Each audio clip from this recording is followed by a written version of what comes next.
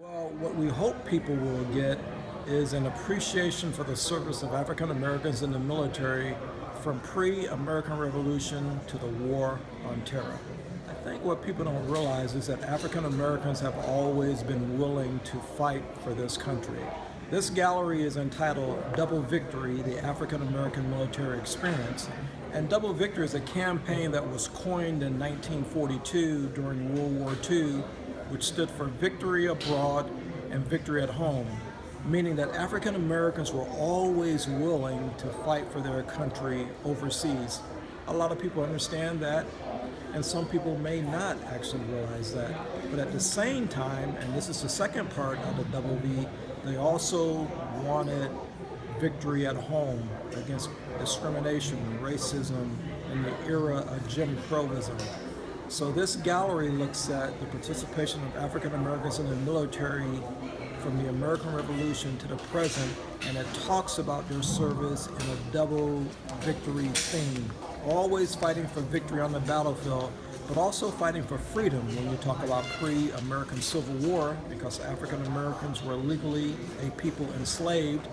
And when you get to the end of the American Civil War and you go to post-World War II, before Executive Order 9981 was issued, now African Americans are free, but they're now fighting for greater equality. So not only are they fighting for victory on the battlefield for their country, they're also fighting for greater equality as American citizens. And then from the Korean War on through the Vietnam War era, now African Americans are beginning to demand their equalities and their liberties. Thus, the civil rights movement. This gallery talks about military history not only in a military history context, but it also filters that military history through the political, social, economic, and cultural lens of each era. Each exhibit within the military gallery has a story to tell in itself.